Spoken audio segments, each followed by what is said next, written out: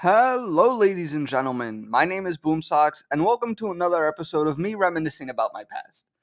Now, in this episode, I want to look at some of the hardest demons I've completed over my career, ranging from the very first demon I ever beat to some of the hardest ones I have under my belt today. With all that out of the way, let's hop right into it. Nigga, get out the way. That girl my babe. Rock on my hand. Nah, this ain't Dwayne. This shit. Back in the old day of 1.9, the demon ranking system was much different than what it is today. Back in 1.9, demon ratings consisted of one difficulty, which was the demon difficulty. They didn't have these subsets of easy demons, medium demons. It was just demon, and that was it. So finding which one of these levels were easier than the other was a little difficult, and you would often have to turn to YouTube and see someone else play the level before deciding what difficulty it was around. So you'd end up with a lot of these top 5 easiest demons of all time, one of which was almost always the Nightmare. And yeah, like many other players, the Nightmare was my very first demon. I found it through one of these videos that was showcasing the top 5 easiest demons of the time, and I played it because of this. The gameplay, as I'm sure you all know, is incredibly easy. According to most, it holds up to around a 6 to 8 star in today's difficulty, with a handload of rated remakes backing that rating up even more. So even back then, I didn't struggle terribly with the gameplay. The hardest part for me in the beginning was very easily the ship and cube combo at around 50%. This is where most of my deaths in this level came from. However, the Nightmare was a big introduction to things in the game I wasn't quite ready for. Up until this point, I only really played the ROP top levels, so having game modes rapidly change on me threw me off. The Nightmare also had a memory aspect to it that ROP top levels didn't have, being less based on memory of which objects are real, but more in the path to follow growing very confusing. It gave me a better idea of what to expect from these player created levels, and I prepared myself for the long journey I would embark upon. I was still on mobile at the time, as like most players, that is where my story began. Other than that, being that I beat this nearly 10 years ago, I can't really say much about my experience. I found it enjoyable and pretty easy, of course, but other than that, I really don't have much else to say.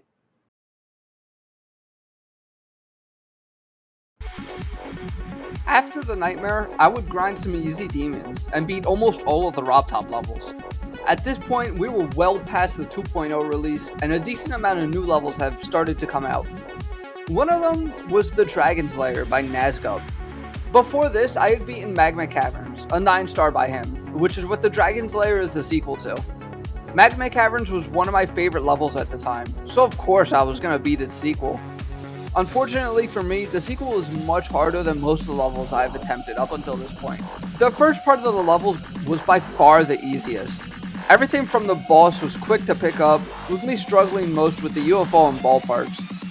As for the boss, well, when I first started to pick up the level, I genuinely thought it was impossible. I came down to learn most of it over the course of about a week, still struggling with some parts, but having a good feel for how most of the boss was supposed to go. I would spend about a month on this, beating it the day before Christmas of 2016 with a gut-punching 97 death. This took me 1,384 attempts, being my highest attempt count of the time, and by far my hardest demon. This level was an eye-opener for me, as it was the first level that I struggled on and beat rather than dropping it.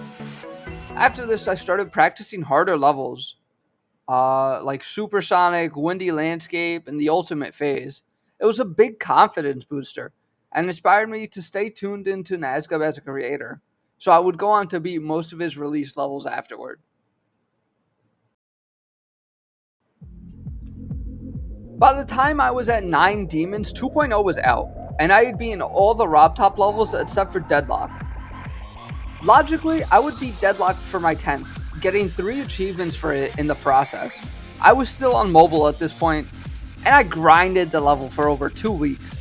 I put in an embarrassing 5k attempts, only to get 92% twice.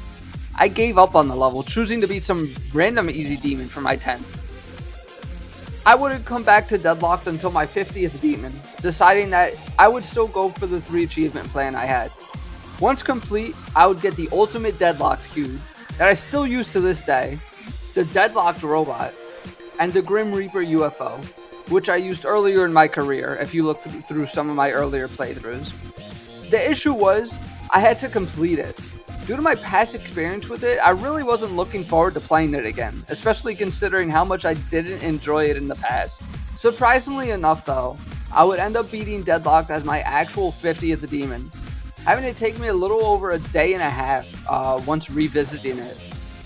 Once beating it, I was genuinely ecstatic, laying the groundwork for two key aspects of my GD career, having milestones be some of my most important completions, and revisiting levels I've dropped to finish them off. While Deadlocked may not be one of my favorite Rob Top levels, I definitely think it is one of my most important ones to date.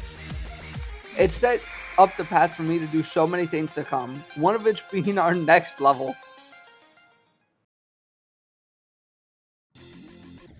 Space Locked by Lazerblitz will forever remain one of my favorite levels. A remake of Deadlocked, one that I beat 26 demons after Deadlocked. With its intense boss fights and sick deco, will forever stick with me as one of my most important completions. Out of pure boredom one day, after watching Merg play it, I started practicing it and ended up really enjoying it. I would practice it every night for fun, seeing if I could do runs on it and such.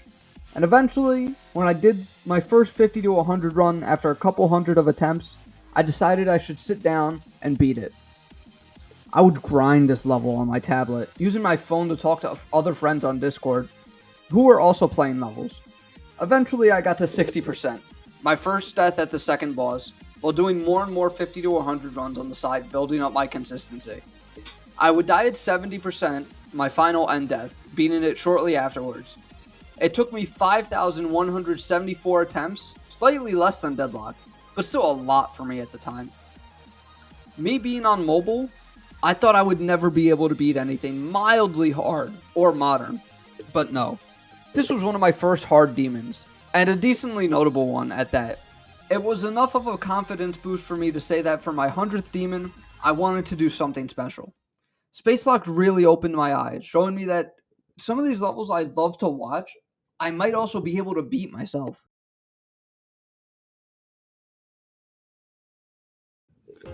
.1 came out before I reached 90 demons, and that's where my interest in the game really began to rise. Almost every level I saw on YouTube I would do a practice run of, no matter what it was. With 2.1 came a new way of categorizing demons with new ratings. Ranging from hard to extreme, videos would pop up like top 5 hardest medium demons, or the easiest demon of each difficulty. These videos would always catch my eye, and I would end up practicing most of the levels in the video after watching them. And with these videos, the level Jawbreaker by Zenthig Alpha would always make an appearance. This led me to a decision, that being that every demon I would beat before my 100th would be something challenging, and my 100th would be my first insane demon. So I started practicing this, along with some other levels that I would end up beating first. By the time I got around to Jawbreaker, I had 96 demons already. My plan was to beat this and 9 circles, and then beat Fairy Dust for my 100th demon, as it was an insane demon at the time. With that in mind, I grinded this for about 3 days before I beat it. The learning process I found pretty easy. Granted, I practically had 2 guides on how to play it at my disposal. The level I picked up fast, especially with my experience with 9 circle levels on mobile not being too great. I struggled the least with the wave parts, only making it there a handful of times before beating it. My issue came largely from the ship, but after getting mildly consistent at it, my issues with it kinda fell away. In the end, Jawbreaker took me 2,647 attempts, not taking me nearly as many attempts as some levels of the same difficulty. My idea for beating the other 9 circles levels didn't end up happening right away though, because right after I beat Jawbreaker, I got a new laptop, allowing me to finally begin playing GD on Steam. With this shift, my idea for what to do for my next 3 demons shifted drastically. I would beat an easy demon and a medium demon as my first 2, allowing me to get comfortable with mouse before jumping into my biggest venture yet. As you could see, I wanted my 100th demon to be something big, a new hardest even. I had the idea of an easy insane demon in my head, and when I found Theory of Firepower, I knew it was perfect. It was Memory, which I was a huge fan of, with not too many hard timings, and a level I was pretty familiar with, as it was viewed as a legacy level of sorts. My first practice run took me ages, nearing almost 500 attempts, and the following few weren't much better, all being around 200 to 300, give or take. Learning the level itself was the hardest part for me. With me still being pretty much a novice player, not really having any set practice methods for levels, as well as the switch from mobile to PC, really made the learning process much more difficult than it needed to be. After brute forcing my way through a handful of practice runs, I felt I was finally ready to start playing from zero. I learned pretty quickly that my biggest issues were going to be the cube part at 50 and the mirrored portal part at 65. After getting past the opening cube, progress moved pretty fast, with me breaking into the 30s and 40s pretty comfortably. By the time I reached the 50s, I was making it pretty far consistently, eventually learning the cube, only to get walled by the mirror portal part at 65. After dying there over and over, I beat it on my laptop at my friend's house, with both of us staying up late and playing our new hardest, and he was doing Supersonic at the time, for those of you wondering. In total, Theory of Firepower took me 4,041 attempts, giving me my first insane demon at the time, as well as 5,000 stars. My insane demon hunt didn't just end with Theory of Firepower though, as shortly after my completion of it in the spring of 2017, Lazerblitz would release a 2.1 sequel to my favorite level at the time, Space Locked. My biggest issue going into Space Locked 2 was not knowing what to expect in the slightest. The only video that I could really use to judge the gameplay was the showcase video Lazerblitz uploaded, so I was on my own in terms of learning the level. Initial practice runs were very intimidating. Almost the entire level after the drop was in 4x speed, with tight ship parts, awkward UFO timings, and a very hard to learn duel right before the closing part of the level, a slow and fairly easy robot part. The way the level was balanced also drew me in a lot deeper than I thought it would, with progress from 0 being fast, and doing runs to 100 being pretty easy, and with runs involving the middle of the level being absolutely brutal. My biggest choke point was the ship part around 43%. With my ship skills being nearly non-existent at the time, this part was brutal to learn. The fast-paced, tight movements really didn't make themselves easy for me, with the brutal UFO timings after not helping in the slightest. The ending duel was tough to learn at first, but after allowing myself to basically practice it one click at a time, let me pick it up without too many issues. Eventually I had the level in 2 runs, 0 to 52 and 59 to 100. Shortly after, I would get 65% before beating it. The duels I had severely over-practiced when I first attempted the level, so by the time I was trying to beat it from 0, I could basically do it on autopilot. Attempt-wise, it was surprisingly less than Theory of Firepower, totaling in at 3,224 attempts. This is another level I'd really recommend for people trying to break into Insane Demons, as it lays onto the easier end of Insanes, while still teaching the player good mechanics for harder levels. Wait, hold on. Stop the video, pause the music, let's talk. Up until this point, I haven't said anything too crazy in terms of a new hardest. Mostly just a couple medium and hard demons, with a few insane demons, one of which isn't even an insane demon anymore. But now we're going to get to the levels that really made me the player I am today, and that's why some of them are as important as they are for me.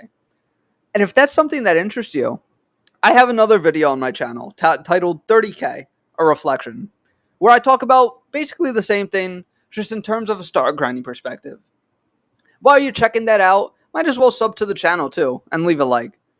Ring the bell so you get notifications for the next video, and leave in the comments your evolution of hardest demons. Let's get back into it though, shall we? I started playing Madhouse in the fall of 2017 when my hardest was still Space Lock 2, with the completion of a handful of other easier insane demons to help bolster my skill. This was the level that I consider my turning point in a way, because after this level, I began to gain much more confidence in my skill. While it was a struggle to learn at first, my first practice run taking well over 600 attempts, I kept grinding. Once I poured in around 6,000 to 7,000 attempts, I had the whole level down. It was just a matter of doing it from 0. I should mention that at the time, my practice method was much different to what it is now. I wouldn't do runs per se. I would just practice certain parts in copyables to do runs, and do my practice runs from zero as actual practice, so attempts would stack up quick. My excitement for having a level like this under my belt was apparent, as I began to stream it daily on my channel. I never had any amazing runs, but I got a few decent fails on recording, including my favorite. No! Originally, this was going to be my 150th demon, until I surpassed 11,000 attempts on it. I died at nearly every percentage between 70 to 85 multiple times, and it was heartbreaking for me. I took a break from the level, opting to beat some easier levels and coming back to this for my 200th demon. I relearned the level really quick, and beat it a few days later, in 14,672 attempts. This was my first grind of a level, and I easily poured nearly a month into it, as well as the massive attempt count. But as a level, I'd really recommend it. It's an A tier level for sure, but will forever remain one of my favorite levels to this day. Plus, it gets brownie points for being a memory demon. It was after Madhouse that I decided I wanted to go for something on the demon list. And back then the demon list was not as hard as it is today, so this was a lot more feasible at the time. My plan was to build my way up from the legacy list, having a few demons I would beat as milestones. Subterranean Animism, Ultraviolet, Ice Carbon Diablo X, Cataclysm, a Bizarre Phantasm, as well as a handful of others were all levels I wanted to beat. On the list there was a section of levels I was well aware of, due to my time in the community, and some more recent additions that kinda went under my radar, and Hyperion Technia was one of these. And after watching a video on it, I sat down and did my first practice run. One practice run turned into me playing the level for about 4 hours straight, learning most of the level in one go. On the next day I played it, I had the level in 3 runs, and eventually beat it a few days later. Most of the gameplay was very easy for me to pick up, with the hardest part being the ship at 50, with moving spikes being hard to adapt to. I would only make it past the ship a handful of times, dying in the 70s 3 to 4 times, with a final death at 84% before beating it. I had so much fun playing this level, and after pouring nearly 15,000 attempts in the Madhouse, spending one less than 4,000, I kid you not, 3,999 attempts on a level that was considered harder than Madhouse, gave me a really good read on my abilities as a player. These harder levels that I wanted to beat so bad, they weren't too far out of reach. Between burnout and me getting busy outside the game, I began to slow down in Geometry Dash, focusing more on my star grinding and creating careers, both of which felt more rewarding and less taxing for me. Rather than spending thousands of attempts on an insane demon that I would most likely get sick of, I could spend a couple hundred attempts and still beat dozens of levels and get much more stars for much less attempts. However, I still wanted to beat some notably hard levels, and with me coming up on my 500th demon, I wanted to beat something pretty high up there. I had a handful of borderline extremes I wanted to play, and after running through a few of them, I landed on Layak. For a level that a lot of people were arguing to be an extreme, I never really felt it was. I picked it up pretty fast, having 30 to 100 twice after the first day. It took me 3 days to beat, and 4,631 attempts. What made this completion special to me wasn't the enjoyability of the level though, which was a really high enjoyability. This is still one of my favorite levels.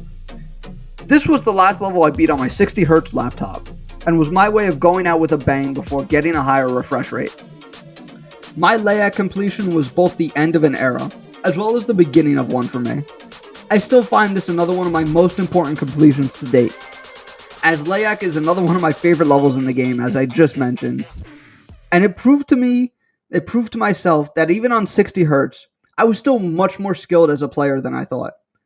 Less than a week after this completion, I would get a new computer with a beautiful 240Hz monitor, launching us even closer to the modern day Boomsoks. As I mentioned before, Night Terrors was a level I always wanted to beat.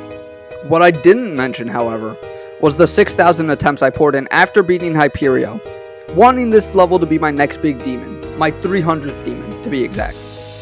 They were right next to each other on the legacy list, and I felt that if I could beat Hyperion that quickly, Night Terrors wouldn't take too much longer. I was sorely disappointed, however. My best runs the first time around were 42 to 100, which I struggled with no matter how many times I did it, and 64 from 0. I knew I could do the level, but I was never able to get it all in one run, so I dropped it after about 2 weeks and focused more on other levels. When my new PC came, I wanted to do one thing: practice as many old levels that I struggled with as I could. Of course, Night Terrors was on this list, and I was determined to finally tackle this level. I picked it up again pretty quickly, and got a new best of 72 by the end of the day. On day 2 I beat it, finally closing the book on it. 8,542 attempts. Still remains one of my favorite demons to this day. It was after this completion that I realized how big 240 would be for me as a player. Levels I had dropped for having gameplay I felt was too hard were levels that were in my skill set. I just didn't have technology that was able to aid me well enough as a player. More detracting from me, with my laptop being an inconsistent 60 Hz. One that was almost 4 years old at this point. I never wanted to play Acropolis. I had to play Acropolis because I lost a bet to Firobot. And of course the level he decides is one of the few levels I never want to touch. However, after sitting down with it and actually playing it, I realized 2 things. 1, the first 30% is easily the hardest part. And 2, the level gradually gets easier in difficulty, a type of balancing that I find really interesting when done well. I would finish day 2 with 32 to 100, really solidifying this idea of the level getting easier as it goes on for me. Up until this point though, I haven't touched anything from 0 to 32, which took a whole day itself to learn. Day 3 would be when I would sit down from 0, learn the beginning of the level, and make some of my first progress, finishing the day with a death in the 50s. Day 4 would be the day I beat it, dying twice to the wave in 10 minutes before wrapping it up shortly after. Acropolis took me 3,727 attempts, surprisingly taking almost a good 1,000 attempts less than what I thought. Now, you might be asking, well, Boomsoks, isn't Acropolis easier than Night Terrors? According to the demon list, yes, but according to me, no. Timings are hard, dude. Even playing from 0, my confidence in beating Acropolis didn't grow until I made it to day 3, making Acropolis a mental struggle, on top of the tight timing gameplay that was essentially foreign to me. In 2021, I had a few goals. Simple stuff, like reaching 25,000 stars, 600 demons, and beat an extreme. And by the time October had come around, I still didn't have an extreme under my belt. I was invested in the game, had motivation to play hard stuff, and Fyro was also playing an extreme at the time, that being incipient. So I sat down one day and did a practice run of Essentia, a level I was really interested in up until this point. After my first practice run, I hopped into another one, getting 70 to 100 and 30 to 70 in about an hour. I adored the level and poured hundreds of attempts into doing runs. A week passed and I was 3.5k attempts in, having a rough death at 99% along with 396 deaths. I was frustrated with the level, and Fyro told me to take a break from it, so I did. I spent about 3 or 4 days grinding stars and doing collab parts, maybe 1 or 2 practice runs here and there over time, but nothing insane. I came back after this break, and I was able to do a run from 20 to 100, beating the level shortly after. Essentia took me 5,331 attempts, which I feel is quite reasonable for a first extreme. I've seen people pouring insane attempt counts on some pretty easy extremes, and I'm quite frankly pretty happy that I didn't end up falling into that ballpark. It was a mental breakthrough for me, giving me confidence to grind and beat more high-end levels like Aku, Spectral Temptation, and Ado. I found it quite easy, the hardest part being learning the level, of course, which was mostly challenging due to the length of it. The gameplay was incredibly fun and was perfect for my playstyle, and no part stood out as super hard for me other than the first duel at 19%. Anyways, it's surprisingly good for a level, so go play it. And that brings us to today, where my hardest is still Essentia. Disappointing, I know, but that hasn't stopped me from beating things close in difficulty to it. Since my Essentia completion, I've essentially pushed Night Terrors out of my top 5, replacing it with levels like Incipient and Glisten. My top 5 hardest can also conveniently be found in my bio, so if you're ever curious on how that looks, it's right there for you. In the future, I do have pretty big plans But I don't think I'm gonna pull a trio and spoil what it is. I think I'm better than that. What's that sound?